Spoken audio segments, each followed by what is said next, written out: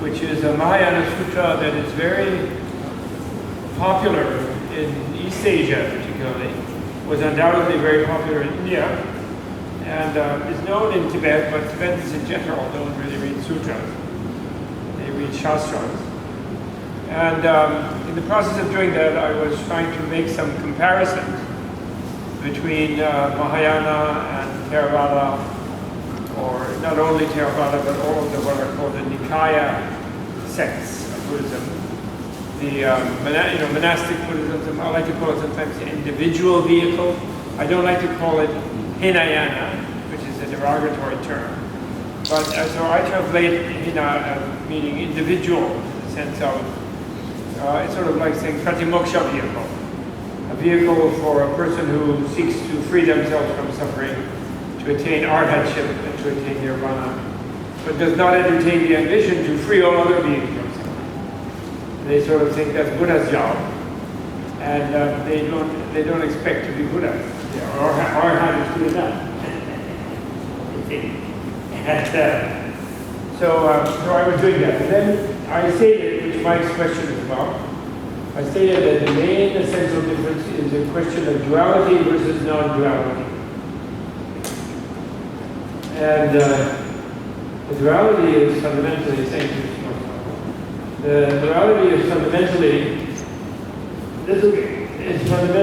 a duality between nirvana and samsara. And samsara means the realm of suffering, the relative realm, the conventional realm, there's many terms for it.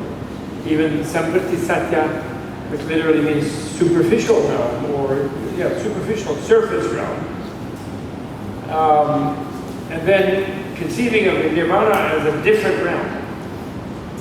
That is, when you attain enlightenment and you become an arhat in the monastic schools, the 18 monastic schools, any of them, Theravada being comprising about 8 of them, I think, and Mahasangika comprising 10. The idea is that you leave the samsara, no more birth, no more activity, no more karma, and you go into nirvana, nibbana, right, in Pali. Everyone knows that. And Buddha wanted people to think that way, but he was very careful never to say really exactly what nirvana is, or where. He would not answer that question often. And actually, conceiving of nirvana, as I'm afraid people do who are dualistic, as a state, a sort of absolute state, beyond the relative. The Buddha specifically, discussed 4 states of trance, or some people translate absorption, which are samapati, the 4 formless samapatis, or trances, which are infinite space, infinite consciousness, absolute nothingness, and beyond consciousness and unconsciousness. And those 4 states are not nirvana. By saying that, the Buddha sort of rejected that nirvana is a realm somewhere else. He rejected that. But he didn't, forcefully reject it for the dualistic Buddhists. Because what is the result of rejecting that idea? Now, if you leave the samsara and go to nirvana, that is to say, if nirvana is a place, then how can it be absolute? It was a place that did not contain you before you got there. And then you entered, so it's changed, because you entered there. It has a boundary between that and samsara in time or space, however you want to define it. And therefore, it's a relational place. It's not absolute. So therefore, how can it be when you put the uncreated, the uncompounded, the absolute, etc., etc., nirvana? But he doesn't mean there is no nirvana either. He doesn't want to say that. It's not the realm of absolute nothingness. It's not a realm even more subtle beyond consciousness and unconscious. Not infinite space with no embodiment.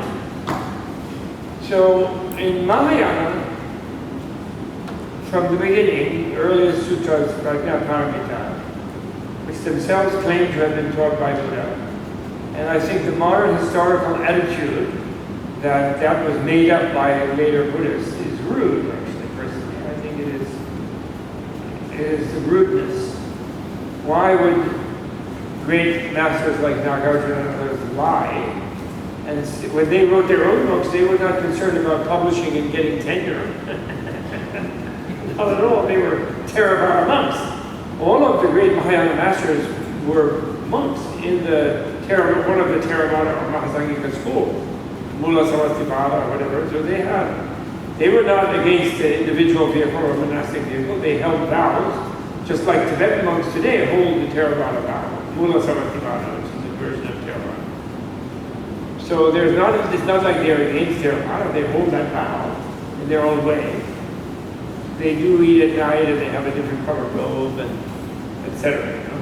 They drink too much tea and they eat too much meat. But otherwise, they're trying to do their best in Theravada vow. And so the answer that the Prajnaparamita Sutras give, and then Nagarjuna elaborates so brilliantly in his works, is clearly that Nibbana has always been here. Nibbana is the reality of this here, actually, because it is absolute reality. Absolute means the real reality. Relative, superficial, samsaric reality based on ignorance is an unreal reality. It's not completely non-existent, but it's unreal, it's illusory. Right? That's clear. So when you remove ignorance with wisdom, you realize that Nibbana has always been here. So when you attain, have you ever had the experience of learning something, and when you learn it, it's like, I knew it, I always do that. You know, sometimes certain things are like that, right? You sort of, oh, sure, I knew that, I wasn't paying attention to it, I wasn't sort of acknowledging it, but I sort of really knew it. And so it's, when you know, you come to sort of know it, it isn't like new, it's like you always knew it. You ever had an experience like that? I have. But not Nirvana, unfortunately. Not yet, but soon. And so, Nirvana is the ultimate experience of that type, logically speaking.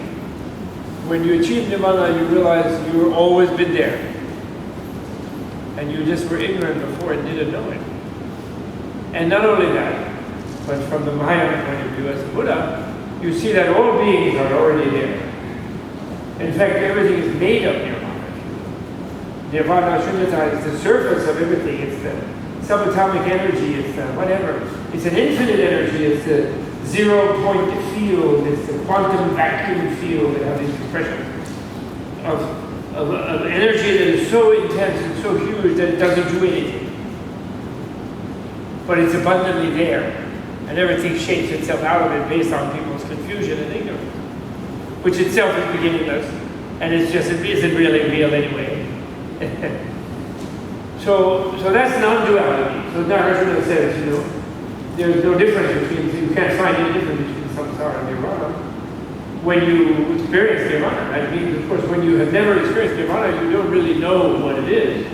You don't, therefore there's no question of difference. All you see, everything is samsara. But when you experience nirvana, then you experience nirvana without leaving the samsara. And the reason you don't leave it is that other people are still in it. As far as they think, they're not. Actually, Buddha has a double awareness, logically speaking. Buddha does not have a simplistic, one-sided awareness. Buddha, I like to say, is the ultimate tolerance of cognitive dissonance. Because when you're a Buddha, you see every being is completely free, completely fine, just made out of bliss. Every cell in their body is bliss. Every neuron in their brain is a bliss neuron. Every germ, every disease is bliss. Every microbe is bliss. Because everything is bliss. It's nirvana, you see it, right? At the same time, you do not, because you're one with all of that, because there's no boundary between your awareness and all of that, you do not shut out the fact that beings manage to fail to understand that. They manage to be not enjoying the bliss of their being. They manage to be miserable. And that the reason they're miserable is they think they're separate from everything else. They think they're different. They think their own self is absolute. And therefore they think that absolute infinity of other selves is after them. And all too often they get caught up with it.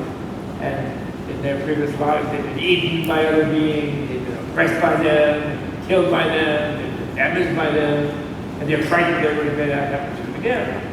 And it will happen to them again. In the existential situation of you versus the universe, guess who wins? Definitely not you. That's the first noble truth. Right? You cannot win when you're different from everything else. And when you think you're more important than everything else. And everything else disagrees. Right? If you think, like Neo in the Matrix, I'm the one. There's not a single person who agrees with you except Mom. Very briefly, at the very first part of your life. If someone fell in love with you once, which you're lucky if they did, they might agree with you for a short time too, until they get to know you. So that's non-duality. So the reason I think that Buddha said, according to the Mahayana, which I believe in, I have no way of disproving that. Buddha said, I don't want this Mahayana, this non-dualist Mahayana wisdom and compassion teaching that I'm teaching you. I don't want to spread abroad. It won't go well. It will not be useful, except for a few people here in India for about 400 years. 400 years from now, someone with Naga in their name will come and make it well known. He predicted that in Mahayana Sutras anyway. And I believe that. I don't see why. And those scholars, even, or those Pali people in Sri Lanka will say, oh no, that's all made up. They know literature is not written down for like 1,000 years. It's all memorized by people, so people can completely question that.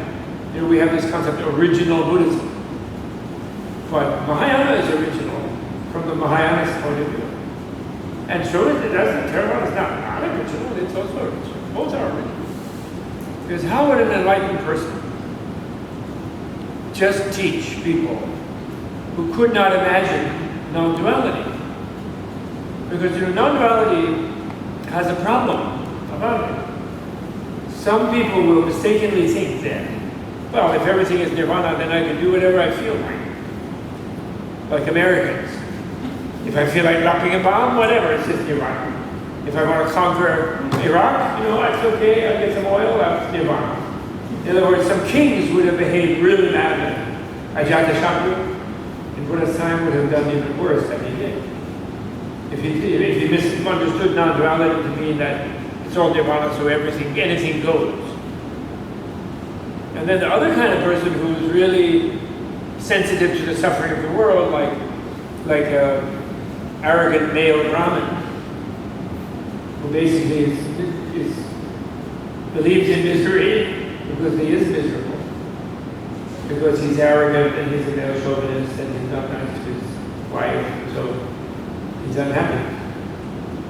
So such a person, if you say this in nirvana, they would just say, well, that's baloney, this is misery, and I'm looking for some state of obliteration. I'm looking for what I call the cheap oneness experience, which is one of those formless realms.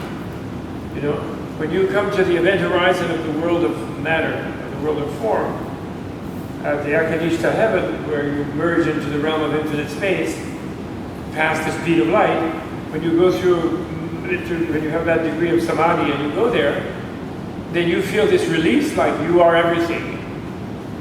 And you could easily mistake that for enlightenment if you were misinformed and miseducated.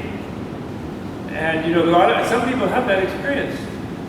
A lot of people did it in the 60s, and they said, it was all what? And I think actually, unfortunately, a lot of bad gurus have that experience. And they say, I had an experience of total oneness. And therefore, I'm superior to ordinary people. And therefore, I'm everybody's guru, and therefore, like, bring me a Rolls Royce. They behave like that. And that's what I call cheap oneness. It's all one because nobody's there. It's all one because the other people aren't there. And actually, you're not even there. You just have the release of not being there, because you feel like you are infinite space. And that's just a samadhi, that's not enlightenment. And indeed, a very selfish person can go there and probably stay there. There's a tradition that the Bodhisattva Akasha Garbha, which means essence of space, or womb of space, that his job among the 8 great Bodhisattvas, like Kshitigarbha, the essence of earth, his job is to go to hell and get people out of hell. That's his special job as one of the special Bodhisattvas. And Akashagarbha, his job is to go into the formless realms and get those selfish formless realm deities who are yogis who became great samadhi masters and got in there and then dissolved in there kind of and think they're in eternity. But they will come crashing out someday. And they will be like Thoreau's man at the end of Thoreau, who spent like many aeons making a walking stick to give to someone. And then, but in so many aeons later, there was nobody there to give it to. They said, which is in Henry Thoreau's book. So yeah, marvelous. Okay, so that's non-duality. So it's a weird, non-duality is a weird thing, but for example, in the Mahayana school, there are what are called result vehicles and effect and cause vehicles, or causal vehicles and effect vehicles. And a causal vehicle means it's a vehicle where your practices, you're perceiving yourself as not at the goal of enlightenment, and your practices are meant to make the result of enlightenment. And effect vehicle means you sort of rationally, by inference, you realize that sort of the goal is here, that you're enfolded in the goal. You are enfolded in Buddhahood. And then your practices are to remove from yourself the ignorance of not being aware of that. So it's sort of like a pressure, like Zen is such a vehicle. It's Chan, Zen, Son in the East Asian countries. It's that kind of a vehicle because, you know, that like when you just sit, you're Buddha, right? But you don't feel like Buddha. And so then it's how you get rid of the failure to understand that you're Buddha. And of course, Tantra is an effect vehicle. And ultimately, non-duality is an effect vehicle. Because we are at the effect. Because this is nirvana, that's the big announcement. It's all is nirvana. That's Buddha's good news to even Theravada and everybody. Who would listen to a teacher among all these funky Indian ascetics sitting there like starving to death and didn't clip their toenails, long hair, and suddenly, eureka, everything is suffering. Excuse me? Everybody knows it's suffering. That's not a big discovery. Anybody knows that. Have a headache. It's suffering. But what he discovered is there is absolute freedom from suffering. Reality is freedom. And that's not an unreality. That's not a difficult, weird architecture. You have to build something elsewhere that is apart from suffering. Reality is apart from suffering if you really understood what it is. If you were a truly realistic being, your awareness directly experienced reality rather than being, blocked by some false concept, by some ignorance, by some unknowing, where you think that unreality is reality, which is the way we are. All right? So that's very. So in other words, even for Buddha's first statement after enlightenment is proclaiming really non-duality. And that is the discovery on which Buddhism rides, 100%. It's just that he created, a way for people to ease into it according to their aptitudes. And he was the ultimate skilled teacher. He didn't have any dogmatic teaching. He taught different people according to what they needed to hear, to lead them to their own experience and their own reality. That really is what the Buddha's job was. And he's the supreme one doing that, because really, to be a spiritual teacher, you have to really know what the other people's hang-up is. It's not like a lecturer, or professor, or somebody who sort of, they know something that enlightened people wrote or said or did, and they try to share that with people, and they analyze it, and they try to help people analyze it in that spirit. But they're not spiritual teachers. Spiritual teacher is someone who has to really know what the disciple is thinking, what the disciple's karma is, what their hang-up is. And so therefore they can teach accurately. Like sometimes someone came to Buddha and said, is there a self, is there no self? And he didn't answer. And then when the guy went away, this is in Theravada teaching, he didn't say selfless, anatta, he didn't say it. He just didn't answer. And then Ananda Sharma says, what's the matter with you? Why didn't you tell him our slogan, selflessness? Anatta, that's our little slogan. The 4 slogans. The Buddha says, well, that guy would have misunderstood anatta. He would have thought anatta means he didn't exist. He would have been like Dick Cheney, thinking he could do whatever he wanted and there would be no consequence, whatever he did. Because he was a materialist and he thinks just to shoot himself and there's no consequence. And death is oblivion, automatic. So as an authority teacher, I said no self, he would think, oh great, I don't exist.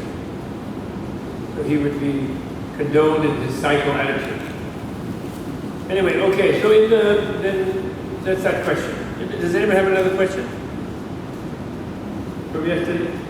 So then those of you who weren't here, let me just sort of encapsulate a little bit. In the beginning of Vimalakirti, we showed how this non-duality connects to, you could almost say, the cosmology of the Mahayana, which they would argue is Buddha's cosmology, which is introducing the concept that is not widely there, although scholastically I can't say if the actual expression is not there, it might be there in Pali literature, but the expression in Sanskrit, Buddha Kshetra, a Buddha field, or what I nowadays translate, a Buddhaverse, as opposed to a universe, a Buddhaverse. And because the big question in the Vimalakirti Sutra at the beginning, asked by the young people, who, what is that roaring sound? What is it? Oh, the air conditioner. Oh. So I have on my hearing aid, I didn't hear you. It's working, that's good. Oh, okay. And the young people who come to hear his teaching in that sutra, the Shakyamuni's teaching in the garden of Amrapali, and they say, well, we are on our way to an excelled perfect enlightenment of Buddhahood, but we plan to try to get there. We have the idea that there is such an achievement, and we want to achieve it. But what we don't understand is how do you purify or perfect the Buddhaverse, the Buddha land? In other words, how do you change the whole world? Right? Because the Bodhisattva who wants to be a Buddha has the vow that they will not enter nirvana, they will not save themselves without saving everyone. So they're taking on this messianic enterprise of saving all beings, which is completely crazy from a materialist point of view. When you only have one life to live, you can't save all beings. I can't tell you what it might have. So they ask, what is the secret of that? So then, Buddha gives a long spiel about what a Buddhaverse is. About how it's a land of generosity, it's a land of morality, a land of wisdom. Everything is just perfect. You know, like Amitabha's Pure Land, you know, where every being is, there's no sexual differentiation, there's no need for ordinary food. As one great Zen master I know, Sasaki Roshi, once said, he was teasing Gary Snyder, and he said, you Americans, you wouldn't like the Pure Land. He said, I could just hear Gary Snyder's poem if he got to the Pure Land. He would say, we don't like that there Pure Land because there's no restaurants and no toilets. Because nobody eats food. The energy just comes from the air. You sit on the jewel lotus. Amitabha Buddha's there all the time, you know, and he just like sends light out, and then you go to samadhi and you stand like Shunyata, whatever. It's like totally effortless and totally ecstatic all the time. And he gives a speech like that, the Buddha does. Shakyamuni Buddha. So then, finally, he ends that speech by saying that the Bodhisattva's Buddha land is as pure and as perfect as the Bodhisattva's mind is pure and perfect. So then Shariputra thinks, stimulated by the Buddha, he thinks, well, what's wrong with this Buddha? Because his mind must have been very impure when he was Bodhisattva, because his land, this India, in the 5th century before the Common Era, is not at all perfect and pure. It sucks, it stinks, it's filled with dung. So then Buddha reads his mind and scolds him, and then he puts his foot on the ground and he transforms it into this paradise.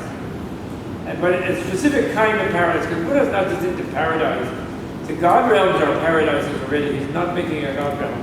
What a Buddha world is a realm where you find yourself in a place that is evolutionarily perfect for you to evolve toward perfect enlightenment yourself with the optimal speed and effectiveness, mental, physical, verbal, whatever it takes, whatever you need. The land itself visits you. It's like the ultimate teacher's dream. Instead of having to talk to people, explain things to them, the chair teaches them, the dog going by teaches them, the floor teaches them, the air conditioner. Instead of going like that, it goes anicca, anatta. It repeats like the Dharma slope. Dharma comes out of the air conditioner. So that would be the ultimate, visual effect. The internet would be. Shakyamuni would have been on internet in 5th century BC, spatial temporal internet. So his teaching would have been in everybody's mind, everywhere, all the time. You would think. Anyway. So they perceive that for a moment as he holds his foot down. That actually this world now, here, is Shakyamuni's Buddha world. It's his Buddhaverse. And actually we're still in it. So that means Shakyamuni is not just left like in dualistic Buddhism, taking part in Nirvana, went on vacation, abandoning us to our suffering. No, Shakyamuni Buddha is still working. He's still enfolding us in his compassion. He has created a world where we can optimally evolve toward our own enlightenment. That's the Mahayana view. It's a very progressive view. That's really inside Mahayana view. So that's the beginning. Then we discussed that. And then we discussed the wisdom teaching, because the Vimalakirti is almost like an anthology. It has elements in it of all the big groups of Mahayana sutras. The Mahayana literature is huge, it's enormous. It fills 108 Tibetan volumes, each one of which, if translated fully, would be something like 2,500 pages. So 180 times 20 times 2,000, even multiply that out. That's a huge number of English pages. I mean, it's like hundreds of Bibles. And I think it's quite bigger than either the Chinese canon or the Pali canon. And it has some things from the Pali canon in it as well, but then it has so many more things, a huge ocean of writings, but even that, they say that millions of things were lost, they always say. So there's even more that are somewhere. Buried underground in Suvarna Bhumi, which will be discovered by an archaeologist. Written on lapis lazuli pages with gold ink inside like a time capsule. So then we discussed the two selflessnesses.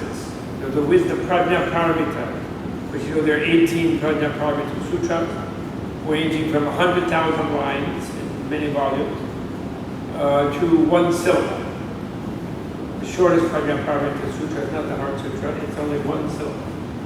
I can recite it for you right away. It's the syllable That's it. That's the shortest Prajna Paramita. And what is that? What is is shunyata. It's a negation. Right? Like it even is in Greek and in English, like aniconic, amoral, the when you put an a before something, it negates what it goes in front of, right? And same in Sanskrit. Anatma, that's a. They put the na in there because they're bringing to the vowel. Anitya, And so that's the short, so it's both a negation, that's shunyata, emptiness, which is an absolute negation. And it is creative, because that zero is the place where everything can happen. So the vowel is the primal vowel. It actually is the essence of the god Brahma. And that vowel grabs a hold of the consonants, and the consonants then can be pronounced. And once the consonants can be pronounced, then all of the universe evolves from that. So the Indian idea of the Big Bang is not like some atoms exploding, you know, some little billiard balls or ball bearings like exploding like the Western mechanistic people are obsessed with. The Big Bang is actually what happens in the universe when it's in pralaya, or in dissolution, in any particular universe, not the totality, but any particular one, is that there are all these consonants lying around. The genetic elements of reality are consonants, or letters. But when consonants don't have a vowel, they are silent. They can't articulate anything. So it's when is there, suddenly it's kaka gaga cha cha cha, the universe emerges. Mantra, universe emerges. It's a marvelous thing.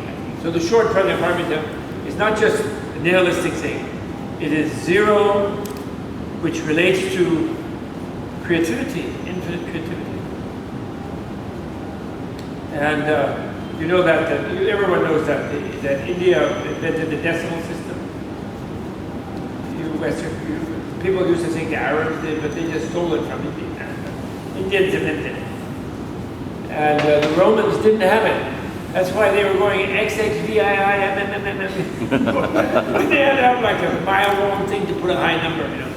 They had some slave out there like making letters, but they didn't have the decimal system. They couldn't just add a zero. That's brilliant that the Romans and the Greeks, that they may have been. India was the real matrix of civilization in that era. Okay, so we talked about the twofold selflessness. Personal or subjective selflessness, which is the realization that you do not exist as a personality, the way you think you do, which doesn't mean you don't exist, actually. Selflessness doesn't mean selflessness. Selflessness means absolute selflessness, which enables the relative self. So when you realize that you don't exist, the you that realizes it is your completely changing, constantly changing relational self, evolutionary self, which is never the same thing. But it's you, it's a continuum that's you, your santana. But when it realizes that you're not a fixed thing, a static, fixed, disconnected thing that you think you are, you think that your real identity means idem, means same, a sameness, that your real sort of barcode, that's your real self, your genetic barcode, or your spiritual barcode, or your whatever you think you are, you know, that doesn't exist. And when you realize that, you're suddenly free to be a living being that changes, and then you're responsible to change in a positive way, actually. So lack of absolute self means presence of relative self. But anyway, subjective selflessness is very key. And then Vimalakirti says that's how a sick person is cured by, cheered up when they realize that their relative self can get well, that there is no real self that's sick. And then second is objective selflessness, the selflessness of things, including atoms, subatomic energies, including nirvana, including samsara, including bodies, hands, fingers, neurons, brains, all of it, mind, body, all of it is selfless in the sense of it's all relational. There's no absolute thing. Emptiness means that everything is empty of any kind of disconnected intrinsic reality. A reality growing out of itself, a thing in itselfness. Everything is empty of that. And when you realize those two things, then you are enlightened. And when you realize those two things, then you do not disappear. You realize that any state of vast space or any state of temporary sky-like spaciousness is not the realm of enlightenment, any more than being here with other beings is. And you then have the terrible, wonderful job of being a Buddha. You know, they say in Mahayana, I think maybe in Pali, maybe, I don't know if that expression is there, they don't make such an emphasis on compassion. But But in Mahayana they say that the Buddha, a Buddha, any Buddha, perceives every single living being, which are infinite in number, like a mother perceives her only beloved child. And then people get all like emotional when they see that. They see how wonderful. Well, I haven't been a mother in this life. I've been a dad. Although American dads since the 60s try to be maternal to some extent. And so I've emphasized with the mother. But who wants to worry about every being like a mother worries about her kid? You think that's an easy job? How many of you have been mothers? Everybody is good. Hitler is like your only beloved child. Dick Cheney is your only beloved child. Like a bunch of total lunatics. You don't really want to have that job. But Buddha has it. Every bug, every insect, every mosquito is like your only child. So it's a terribly hard job. Buddha's life. But luckily Buddha has infinite energy. So it's easy for him. Or her. There's going to be female Buddhas. So according to Mahayana, what they call the Nirmanakaya, the emanation body, is, and that's where there's a difference between the individual vehicle or the monastic vehicle and Mahayana. The Dharmakaya, as understood by the Orthodox Theravada, as meaning the body of literature, the speech of the Buddha as contained in the text, the teaching. Whereas the Dharma has the meaning of reality itself, or nirvana itself, in the analysis of also Theravada actually, like Vasubandhu, who was originally a Vaibhashika, philosopher, who was a member of Sarasvata sect, and monk, and he analyzed Dharma. There's the ultimate meaning of Dharma is not just text or teaching; it is reality that is taught as well. It is freedom, it is liberation, nirvana, dharma. So the Dharma body is a body of liberation, body of reality. So the way that Mahayana understands when Buddha achieves a realization where if you were a Buddha, you would feel you were everybody in this room.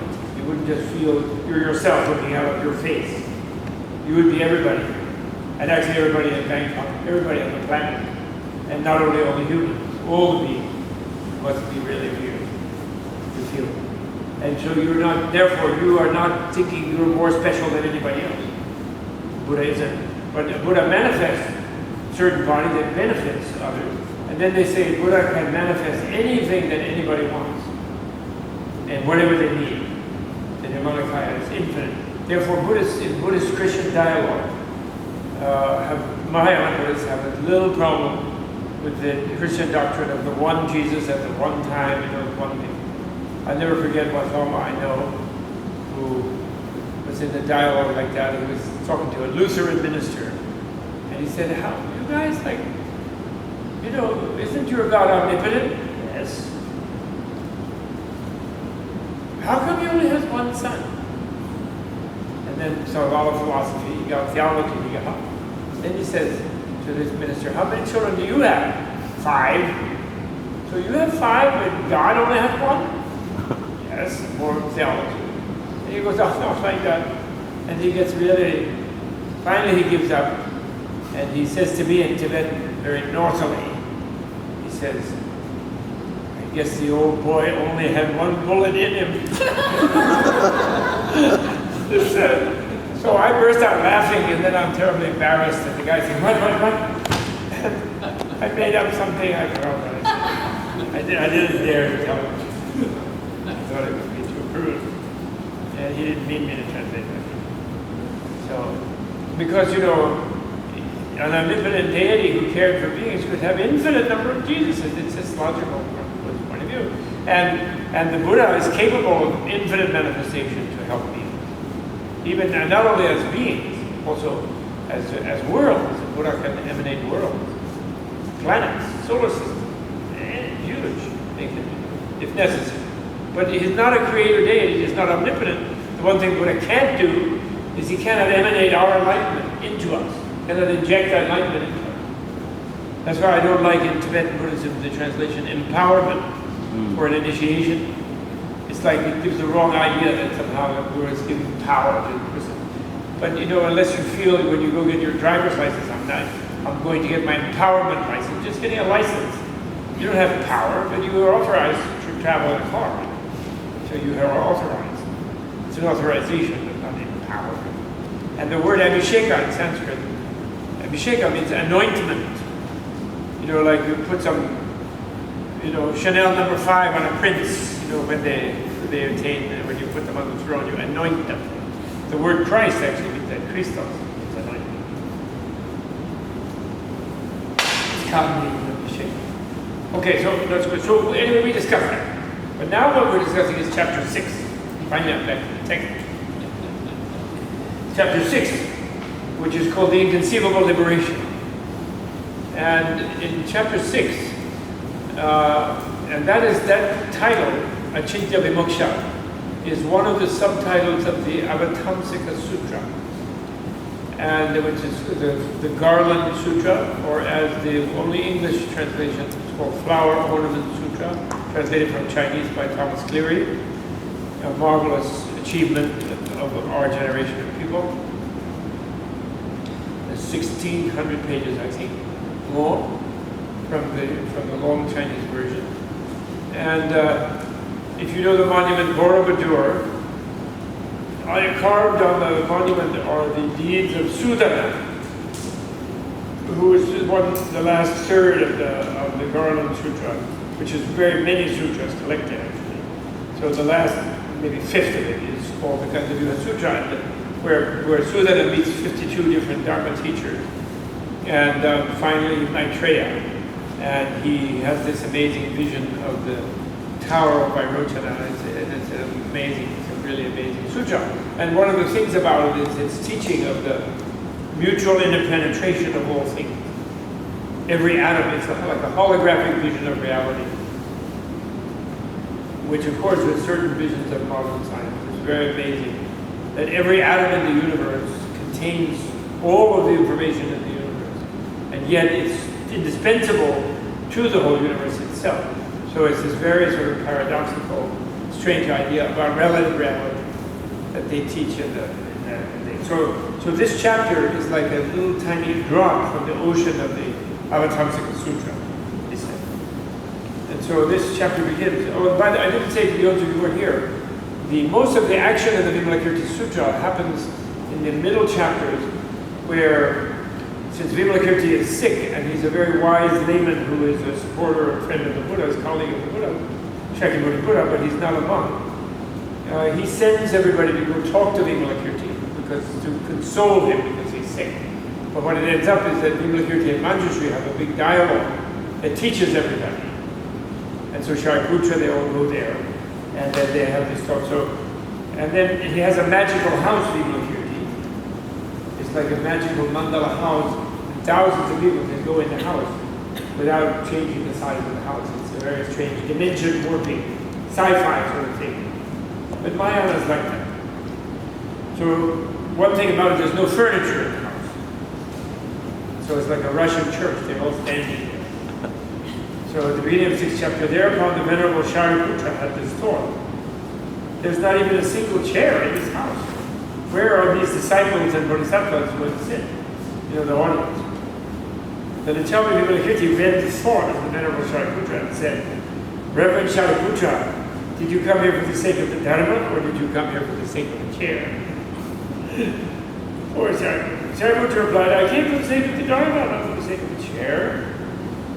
So then Vimalakirti goes into a long spiel, sort of shunyata type spiel, about, you know, the Dharma is without acceptance or rejection. He who holds on to things or lets go of things is not interested in the Dharma, but is interested in holding and letting go. The Dharma is not a secure refuge. He who enjoys a secure refuge is not interested in the Dharma, but is interested in a secure refuge. The Dharma is without sign. He whose consciousness pursues signs is not interested in the Dharma, but interested in the sign. The Dharma is not a society. He who seeks to associate with the Dharma is not interested in the Dharma, but is interested in association. The Dharma is not a sight, sound, a category, an idea. It's free of compounded things and uncompounded things. Thereupon, at the end of this long speech, it says, thereupon, Reverend Shariputra, if you're interested in the Dharma, you should take no interest in anything. Of course, so then, when he had spoken this discourse, 500 dogs obtained the purity of the Dharma eye in viewing all things, meaning they could see through all things. The reality of all things, of course, the ultimate reality of all things is emptiness, because everything dissolves under analysis.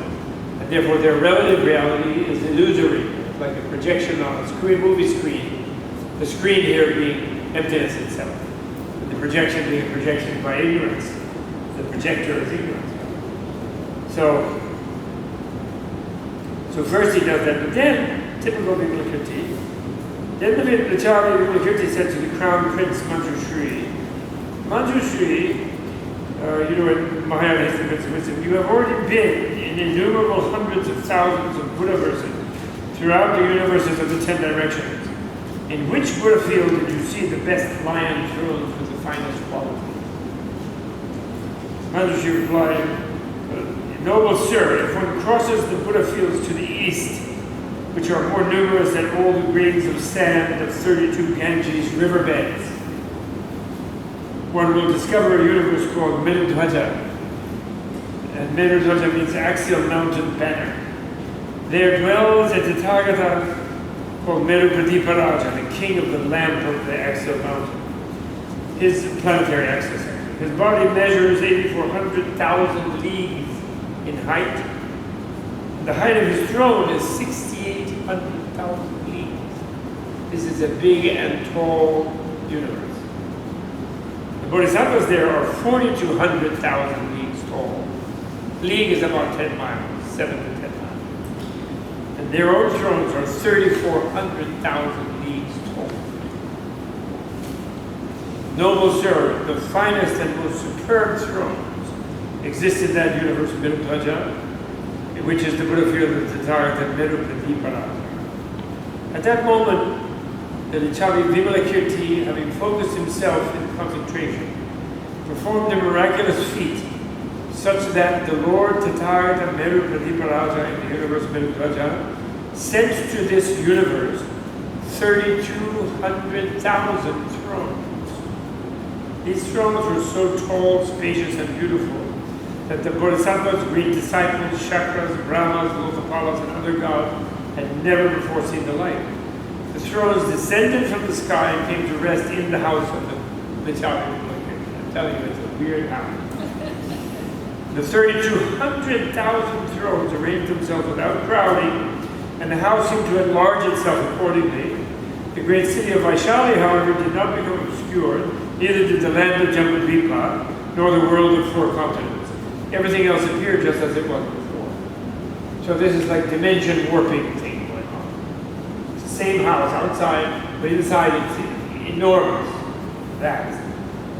Then the Acharya Vimalakirti said to the young prince Manjushri, let the Bodhisattvas be seated on these thrones, having transformed their bodies to a suitable size. So everyone in the room, now imagine, if this was Vimalakirti's house, everyone in the room at this point would have to transform themselves where they would be 4,200,000 miles, leagues tall, which means multiplied by 10, that's 4.2 million miles high, tall. So that's half the distance to the sun. No, that's past the moon. 4.2 million past the moon, not quite to the sun, 90 million. That's a huge, much bigger than the planet. So you'd feel huge. If you felt huge like that, you had a magician made some kind of special effect where you suddenly felt you were immense like that. What would it feel like? Besides a freak out, what would it feel like? You would feel immensely self-confident because you'd be so vast and huge. Right? Like a hurricane would be like a flea bite. You know? You're so much bigger than the whole planet. An earthquake would be nothing. Like a massage. So that's, I think, the main point. And then there's the whole thing where the monks can't do it, they can't imagine being that big, so they bow down to the Buddha in every universe, and then they can sit on the throne. But then, when he's got them all seated on the throne, he then said, Reverend Shariputra, for the Tathagatas and the Bodhisattvas, there is a liberation called inconceivable. The Bodhisattva who lives in the inconceivable liberation can put the king of mountains, Sumeru, which is like the planetary axis in their cosmology. Sumeru is like the planet, basically, which is so high, so great, so noble, and so vast, into a mustard seed. So take the planet and put it into a mustard seed. Such a bodhisattva. He can perform this feat without enlarging the mustard seed and without shrinking the planet. And the deities of the assembly of the 4 great kings and of the 33 heavens of Indra do not even know where they are. Only those beings who are destined to be disciplined by miracles see and understand the putting of the king of mountains, Sumeru, into the mustard seed. And that, Reverend Shariputra, is an entrance into the domain of inconceivable liberation of the Bodhisattva. So this is, when I had to translate this, it freaked me out. It's so different, you know. But this is the implication of emptiness, you see, Buddhist physics. Emptiness means, for example, in Buddhist physics is given in every scripture too. In the Pali Suttas, not in the Suttas, but in the Vinaya, where they recount the life of the Buddha. They agree with Mahayana, everybody agrees, that when the Buddha attains enlightenment under the Bodhi tree, before he attains Nirvana, he remembers infinite previous lives of himself. Right? Now, we all have infinite previous lives too, according to Buddhist psychology, philosophy, physics, whatever you want to call it, science. But why don't we remember them? In fact, unless we're unusual, we don't even remember last life. And why? Because we had a lot of pain in our lives. Have you had any pain in this life? I think we have. And then definitely when you died, you get here, that was painful. And like people don't even remember when they were born, because boy, was that painful.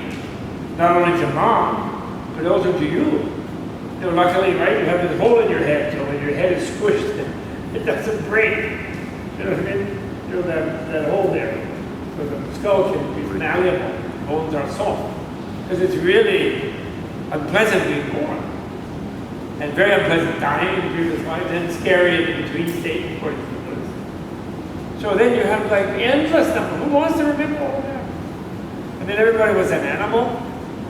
When you're an animal, some other one came and ate you. The dinosaurs I saw over in the Siam Museum today, they came and munched you up many times. And you were a dinosaur. And you munched people up. Everyone was. Buddha remembers all of that. Why? How did he manage to remember that? Because he's at the moment of achieving the realization of the complete blissfulness of Nirvana. So he can remember every suffering, infinite suffering actually, realizing that it was all illusory. It was based on ignorance. And it was miserable at the time, but it's no longer miserable. It's just a transformation he can remember. So that means, in a way, every moment of time,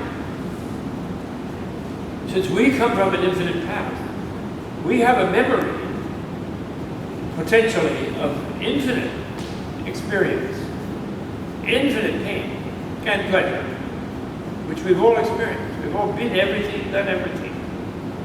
But we block our remembrance of that. But it means that, therefore, every instant contains every other instant, if we were aware of reality. Then the next thing that the Buddha remembered, before enlightenment, but when he was on the event horizon of perfect enlightenment, is everybody else's previous life. Infinite previous lives of every other being.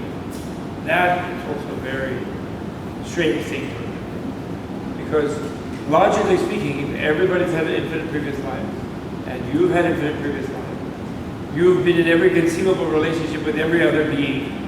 You've been enemies, you've been friends, you've been mothers, you've been children, you've been lovers, you've been killers. You've been in every relationship with everyone. So we also, everybody else's experience is all interwoven in our mind, in our memory, but we just block it. Then, he simultaneously also remembered every other being. He saw all the different possible futures. He saw where they would be reborn based on all he understood the inconceivable pattern of evolutionary causality. So all moments of time and space were present in that moment of his enlightenment. Which means that they are actually, and it's not just special in his moment, no. That means that because that moment of enlightenment means the moment when his awareness becomes unerringly fused with reality itself. So that means that every moment of time has every moment of time permeated within it, relationally speaking, which can happen because it's illusory. It's therefore incredibly paradoxical. It's like quantum reality, charm, like non-locality, and also every moment of space. And therefore, someone who understands that, somehow they can take the planet, the solar system, and put it in a mustard seed. And then he has more time. They can throw it like beyond other galaxies and then put it back without harming anybody or anything. And there's a particular thing, one of the Inconceivable Liberation Sutra, the hero of it is a bodhisattva called Samantabhadra, which means totally goody-goody bodhisattva, the ultimate goody-goody bodhisattva. And that goody-goody bodhisattva has a particular thing where when he bows or when he does a good thing, he has a vision of himself doing that in every atom of his environment. Because in every atom there's a universe just like this universe. The universes are repeated, resonate infinitely. And so in his own hand, there's in every atom of his hand, the same universe, there's a little mini Samantabhadra there.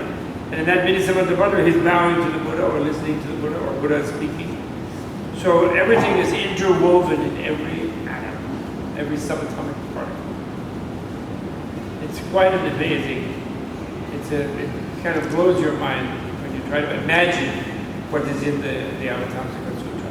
And that's why he had to seat the people in these giant chairs, and they had to change their sense of dimension to be so huge, and sitting in a royal throne actually, to be able to hear that, to even have a chance of understanding that teaching, if you follow.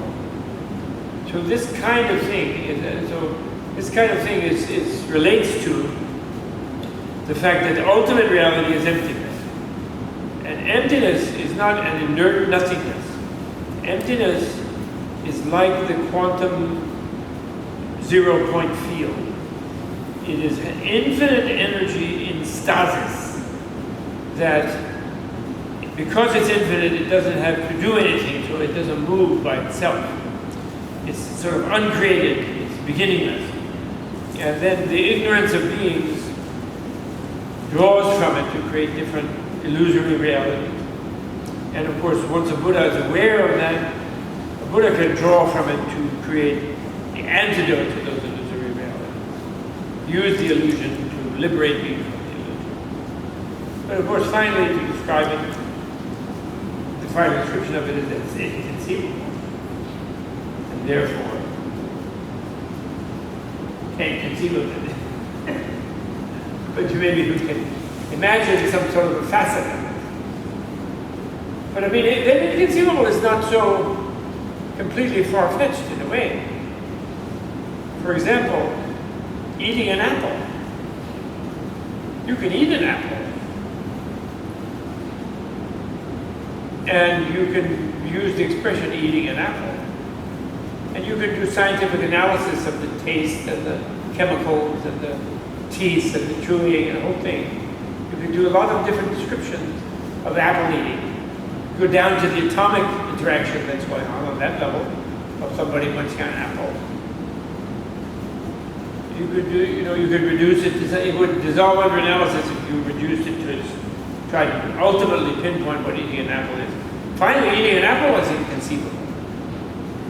It's inexhaustible. No description equals the non-verbal experience of eating an apple.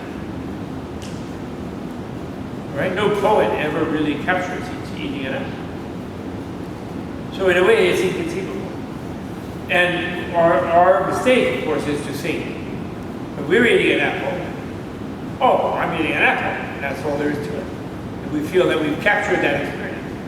That's why we don't really enjoy eating apples. You know, we eat one apple, then you want another one. Because you're just thinking you're eating an apple. And you're not in the inconceivable experience of eating an apple. Right? Unless you're whatever.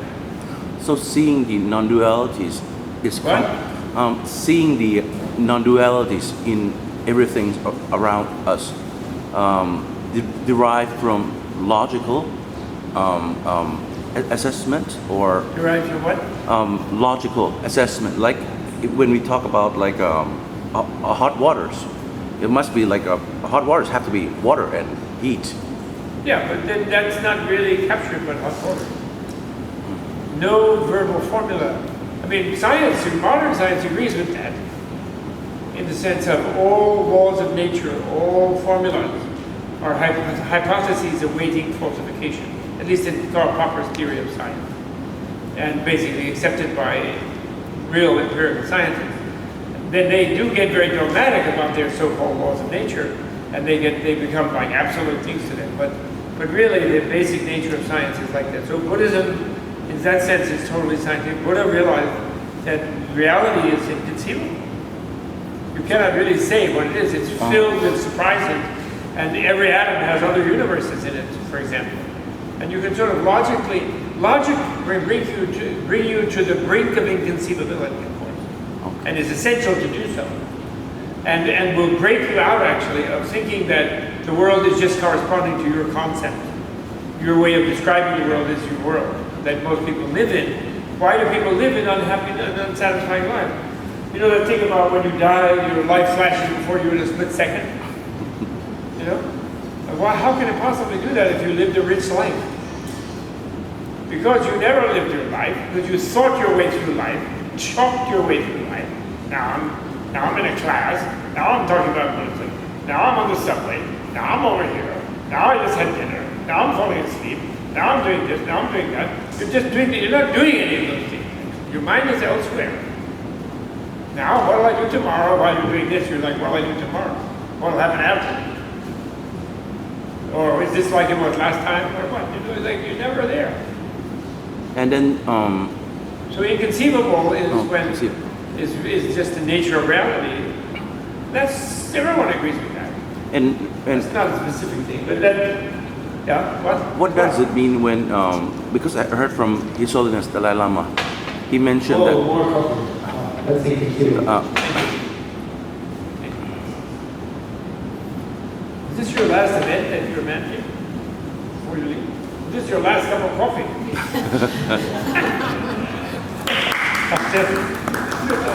You're like Jesus. Taking the last coffee. Paco is like Jesus. Dishing out the last coffee. Thank you, Paco. But don't bring a third one. The last one. Yes. Anyway, I don't want to stick on it. It's inconceivable, okay? Okay. It's inexpressible. We got that. So that means any more descriptions won't be doing justice. But you know, that doesn't shut down descriptions.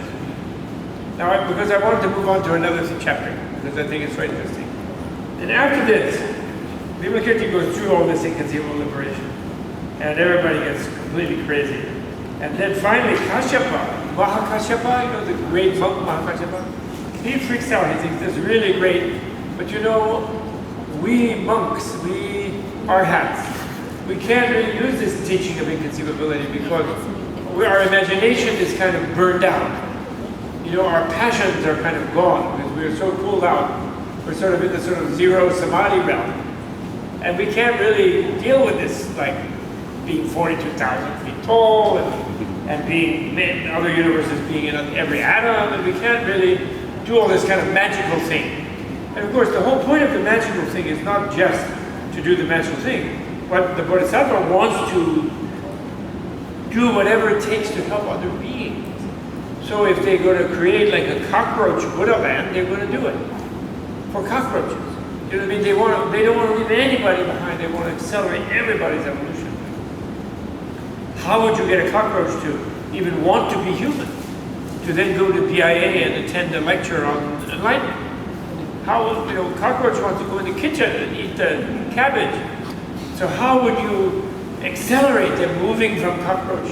Bodhisattva doesn't sit back and say, oh, their karma will take them 70 billion lifetimes.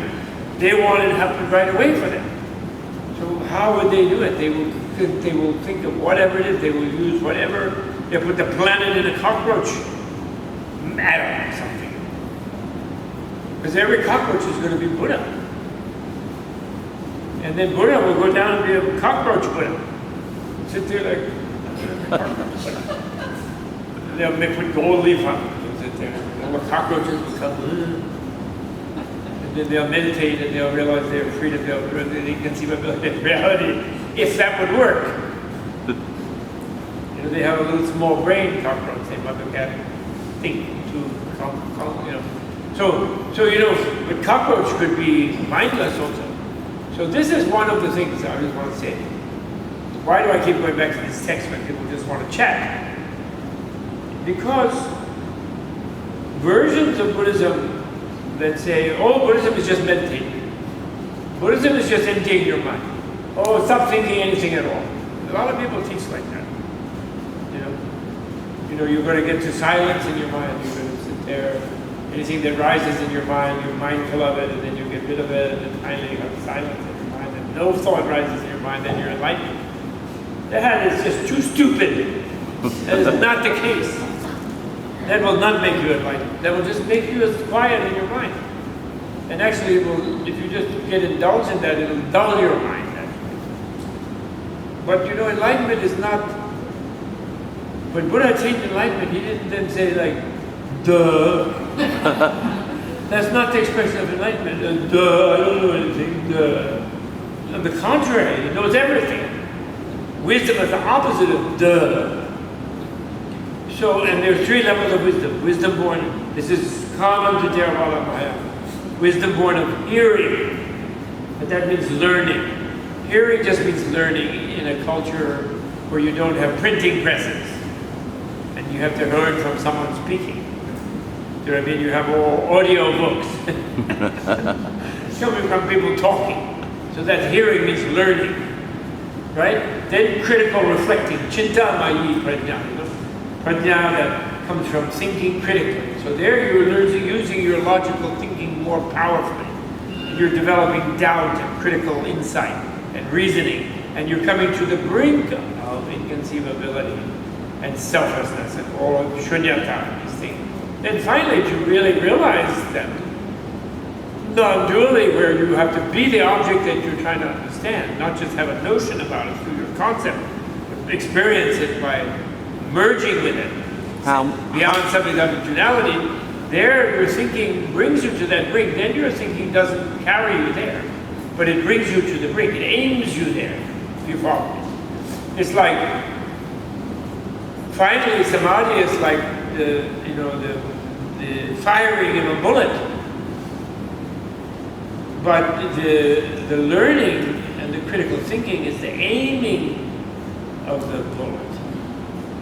If you don't just fire it anywhere, you're like, you just go blank in your mind. Because if you do that, what you do, they say you temporarily, and Buddha says this too. You temporarily shut down your egocentric habit patterns and your ignorance habit patterns in your deep structure of your conceptualizing brain. And then when you stop meditating, it comes back up.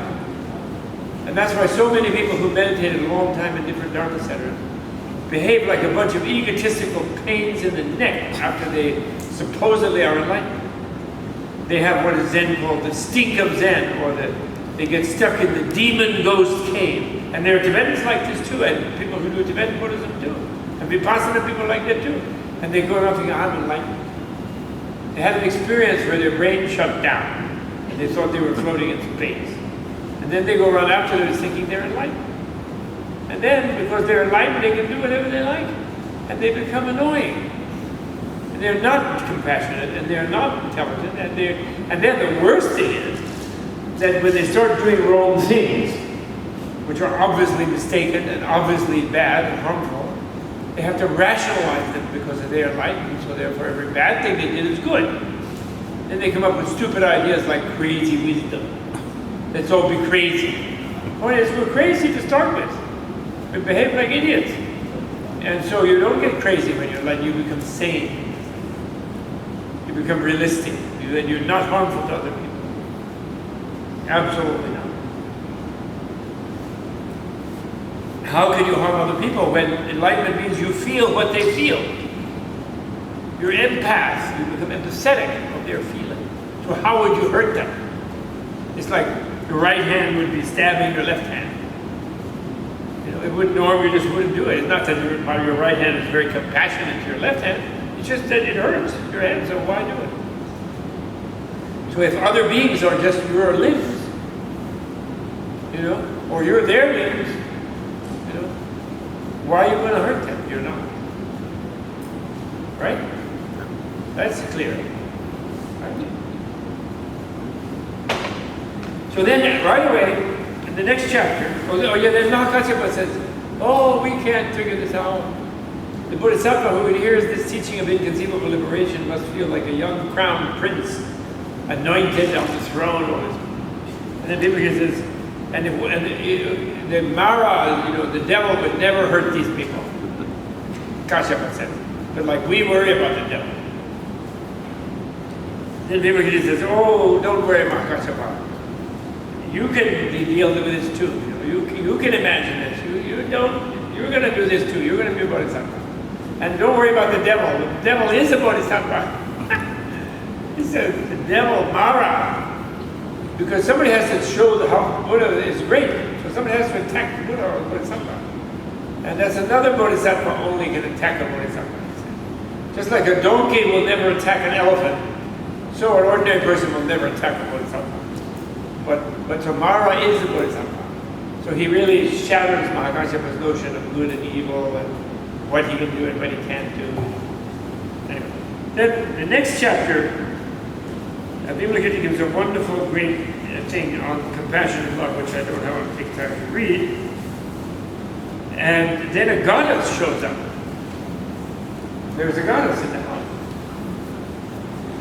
So a certain goddess who lived in that house, having heard this teaching of the Dharma of the great heroic bodhisattvas and being delighted, pleased, and overjoyed, manifested herself in a material body. But she was just there in a sort of free-floating energy form and imperceptible to other beings. But she's not only a goddess, she's a Buddha goddess, she's an enlightened goddess. Right now, Paramita, transcendent wisdom herself. And she manifested, and then she showers everybody with flowers because they've been giving these deep teachings and listening to this deep conversation. And the monks don't like the flowers. So then Shariputra is shaking his robe because he's not supposed to wear garlands. It's against the monk vow. So then she starts teasing him. She says, why are you shaking your robes, Reverend Shariputra? He says, oh, I can't have flowers on. I don't wear adornments.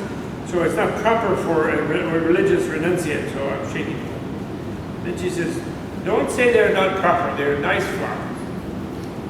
It's your mind that is improper, Shariputra. Your discriminating mind. And then she really gets after him, and they have a long conversation. I don't have time to do the long conversation. But basically, every conversation they have, she is deeper, and she's more profound than Shariputra. And she's teaching him non-duality all the time, and challenging his dogmatic ideas. And then every time he gets him to a point where he's kind of cornered, he changes the subject. And then she goes after him, and then she gets him again. So then finally, she said this thing about distinctive enlightenment.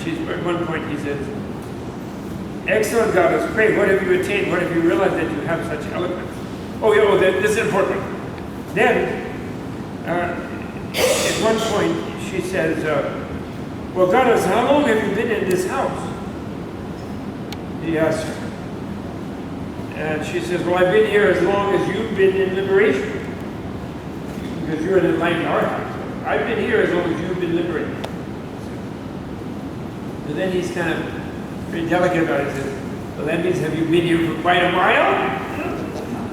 And And she says, well, has the elder, the venerable, been liberated for quite a while? She answers. At that, Shariputra fell silent. Like Vimalakirti, he didn't want to speak about being liberated. So he just doesn't answer. But does the goddess applaud or say, great? No, she says, elder, you are known as foremost of the wise. So he, Shariputra's greatest disciple. Why do you not speak? Now when it is your turn, you do not answer my question, she says. So she doesn't think it's a liberating silence of Shariputra. And then Shariputra answers, he says, but since liberation is inexpressible, goddess, I do not know what to say. She doesn't accept it. She says, all the syllables pronounced by the venerable elder have the nature of liberation. Well, that means nirvana. Why? Nirvana is neither internal nor external, nor can it be apprehended apart from death. Because it's not a relative thing. Likewise, syllables are neither internal nor external, nor can they be apprehended anywhere else. So a syllable, what is a syllable? Is it inside me? Is it outside me? Is it between me and inside me? A syllable, we speak. You can't actually find it. Therefore, Reverend Sariputta, do not point to liberation by abandoning speech. Why? The holy liberation is the equality of all things. Now, I always give in my classes to my students, what's the difference between her silence, his silence, Shariputra's and Vimalakirti's silence? What's the difference? That's a really fun one. You know, remember I read you in the last time, some of you weren't here, but I read. There's a very famous moment in the Sutra talking about non-duality where Vimalakirti doesn't say anything. And then everybody gets very enlightened about non-duality. It's like called the lion's roar of the silence of Vimalakirti about non-duality, about the inconceivable, the inexpressible. He didn't express it when it was his turn to express it. He let, but there's two ways of doing that. That's what I really like. Because silence is always in a context. And what are the two ways? She tells him what the two ways is. Shariputra thinks he has attained enlightenment. Right? Because he's like, have you been in his house for a while? I've been enlightened for a while. So he's going around thinking he attained enlightenment. He had an experience. He had a profound arhat type of experience. And he thinks he attained enlightenment. So therefore, when he doesn't speak, he thinks he's referring to something that he possesses. The memory of an experience that he had. So in a way, he's trapped in the demon ghost cave of thinking he's enlightened. Actually. She's challenged his personality. What? He's challenged him at personality level. She's challenging him at personality level. Yeah, well, she's challenging him. Yeah, that's right. He takes it as it's a In personal. other words, he's pointing to enlightenment nirvana. He thinks you can point to it. You see, and he is assuming. He's trapping his audience of his silence into the idea that he has an experience that they don't have, that he can't express to them. So in a way, he's saying, you can only reach it by silence. And nothing I say can help you reach it, which is something he thinks he's reached. But Vimalakirti, non-duality means if everything is nirvana, everyone is in nirvana. If they're in nirvana, at some level they all know it themselves. So when he's in this kind of authority thing where they're wanting him to point to what it is, he doesn't have to say anything. If his mind, he's not thinking he's enlightened. And at a place where they don't think they're unenlightened, they are enlightened. Something like that, although I'm saying something. But you can talk a lot about the inexpressible. That's one of the nice things about it. Once you know you can't capture it, you can make vectors. You can make parameters, which they do. And you can to lead sort of people's mind, your own mind, to this inexpressible reality. So in other words, in the famous thing where in India, that the Brahmins have in Vedanta, Tattvam Asi. They believe that you have to have a Brahmin tell you that you are Brahmin. you are God. You are that. And when you hear that in a completely open way, then you have the experience of being one with Brahma. There's sort of dualistic non-duality, that you leave the universe like God. So, but they think you have to have that pointed out to you by a Brahma, some higher, some teacher, some guru, some Upanishadic text. But the Buddhist version of that is a person who sees you as liberated, which Buddha has to see us. Enlightened beings have to see us as already liberated, or they couldn't be liberated themselves. They'd be breaking their Bodhisattva bounds. They also see that we think we have a long way to go to get liberated. But at a deeper level, a level of like our cell knowledge, our subliminal knowledge, our fundamental consciousness, or what they're all kind of expressions, or intuitive, or intuition, or non-verbal intuition, non-conceptual intuition. We are already non-dual. We are already aware. And in a way, that awareness of nirvana, of shunyata, of ultimate reality, is what makes life livable. I remember, I'll tell you a story, I was once translating for the Dalai Lama's personal physician. Not the current one, but several physicians ago, who was my teacher of Buddhist medicine. And someone was some learned person, a kind of enlightened yogi, but not from Buddhism, kind of Sufi type, was interviewing him. And I was translating him, he didn't speak English. And I was friendly with the interviewer, so I was excited they were having this opportunity. They were going to publish it somewhere. And the first question I told him was so disappointing. Because he said, could you tell us something about the meaning of sleep? And I was like, what? But he doesn't ask about enlightenment, about Buddha. He says, what's the meaning of sleep? But I was so wrong to be impatient with that. Because sleep is inexpressive, inconceivable. What is sleep? What is it? Do you ever think about it? Rest. The body shut down. Are you sleeping in my talk? That's a good. No. In Zen, that's a compliment. She has her eyes closed, and that's if she's sleeping. It's considered a compliment in Zen. Although my son was not impressed that some Zen students were falling asleep during what the masters taught. Why on earth should you feel better in the morning after being unconscious, except for a dream or two, for 8 hours? Why? What is sleep? What happens in sleep that you feel refreshed in the morning? People will say different things, but why? You really press them. I think only Buddha can really explain why sleep is. But that particular Lama doctor really gave a good explanation. Because precisely, what they call the clear light of the void is this infinite energy of bliss, which is, and it's not light in a sense, it's a weird light, because it's neither dark nor light. It's a transparency that's beyond light and dark. It casts no shadow. It's a realm where everything is self-limitless. Like I said, it's like the quantum zero-point field. Energy is infinite at that level. Doesn't have to do anything, therefore. So it doesn't do anything.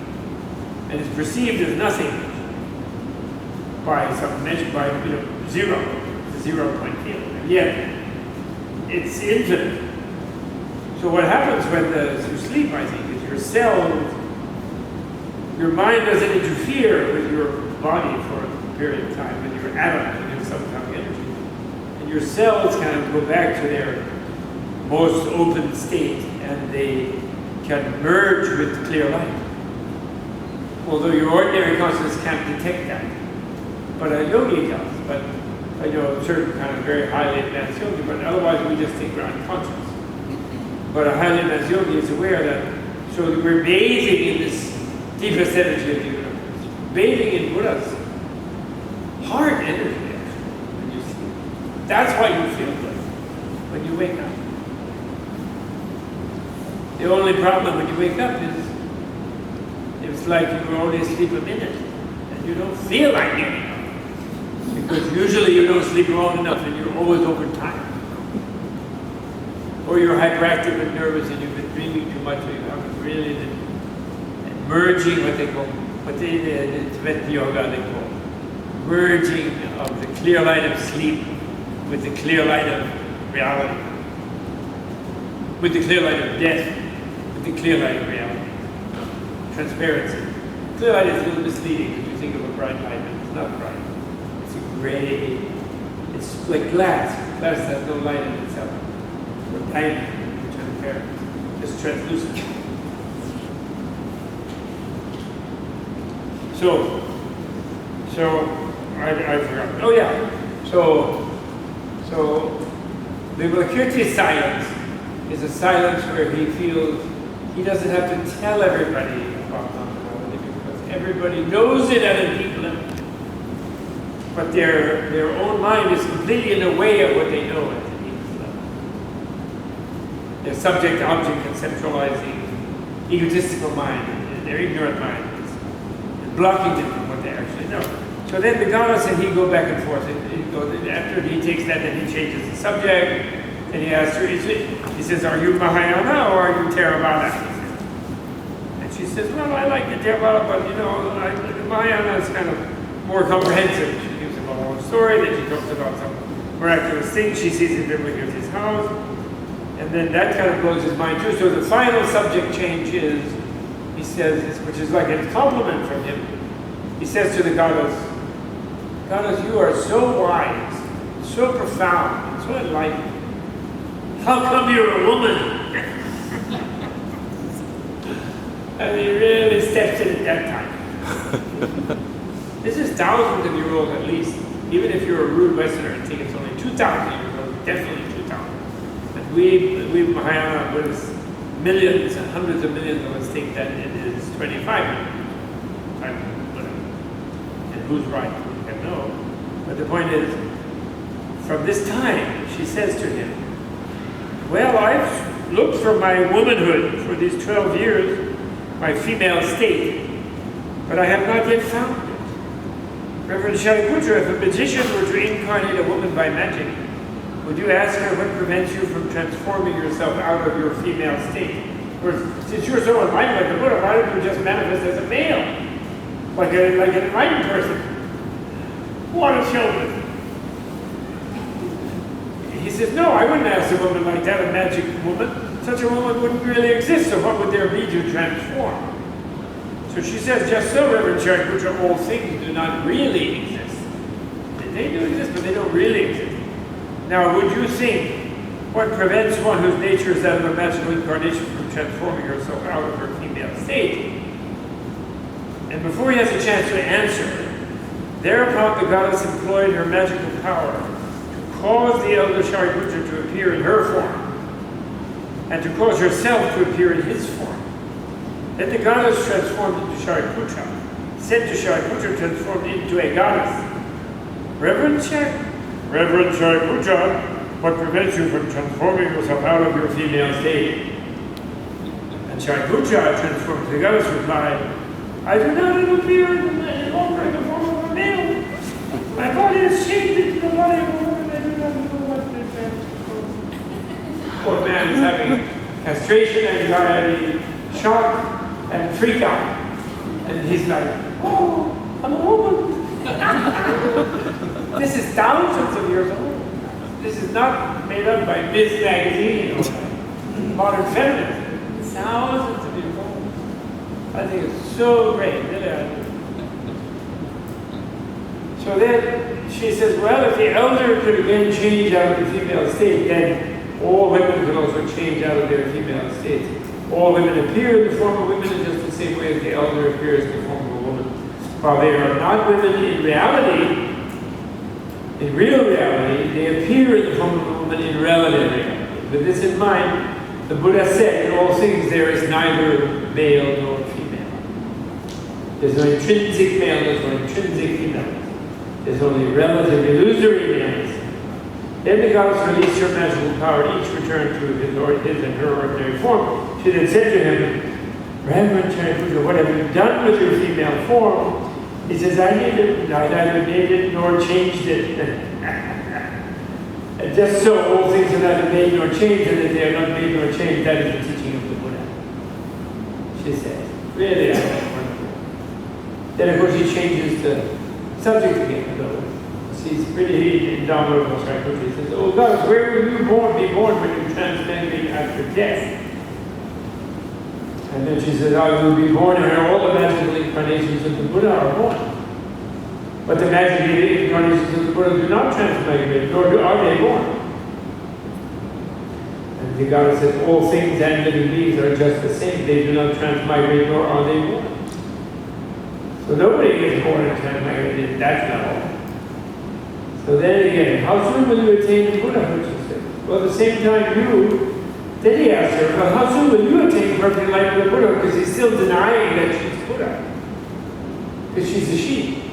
She then says, at such a time as you, venerable elder, become endowed once more with the qualities of an ordinary individual.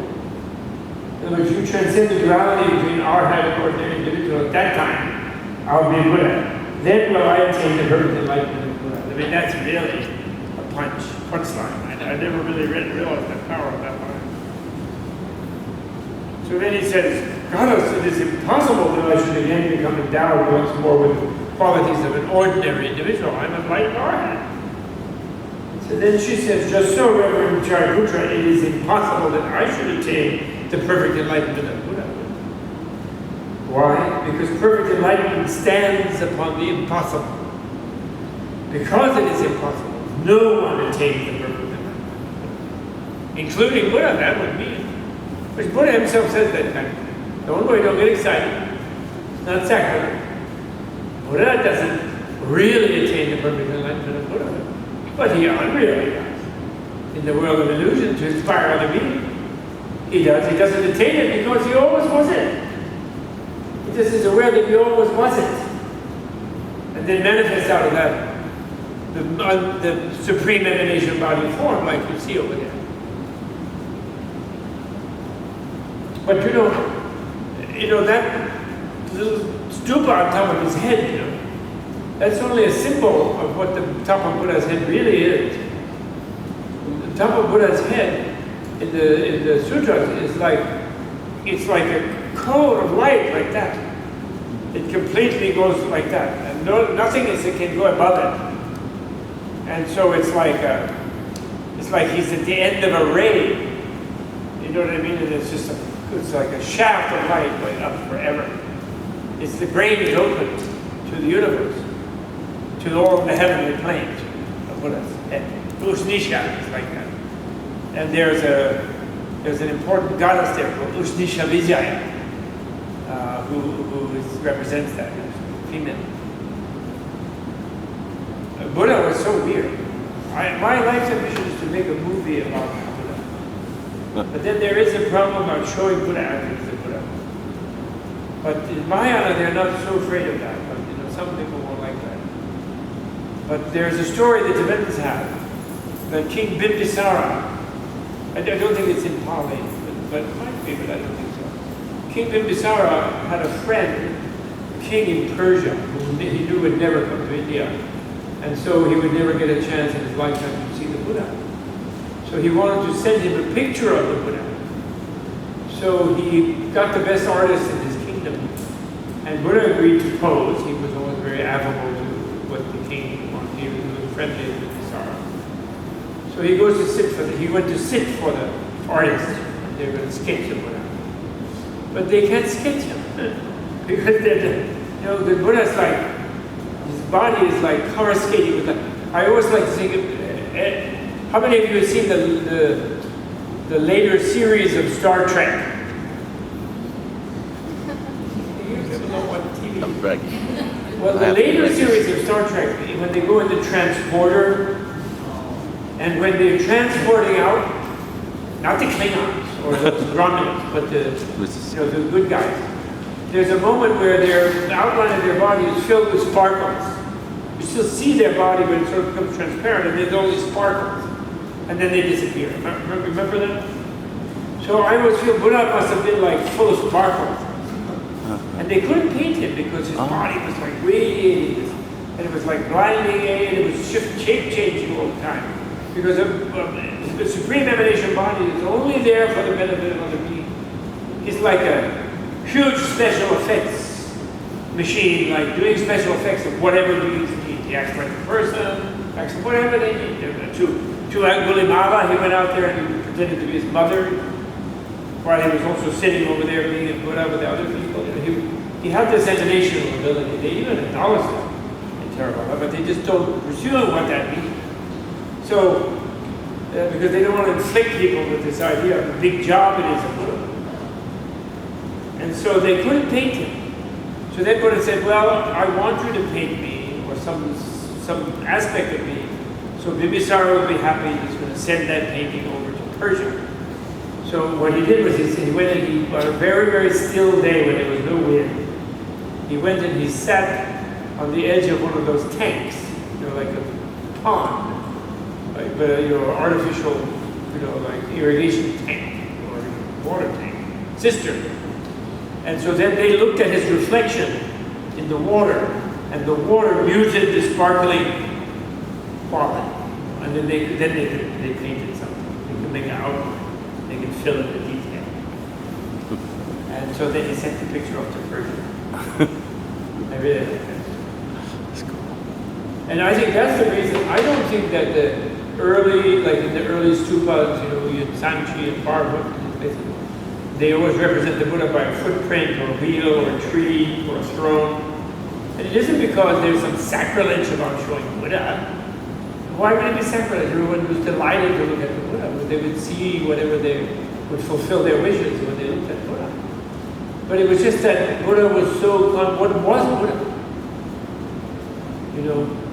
And, like in the Mahayana Sutra, people say, oh, we didn't see Buddha doing special effects in Theravada suttas, but that's false. There's plenty of special effects in Theravada suttas. He like multiplies his body, there's fire coming in out. He does all kinds of things that materialists would think are completely mythological. Modern dogmatic materialists who think that Buddha couldn't do that because they can't do that. So therefore nobody ever did mention the thing they think.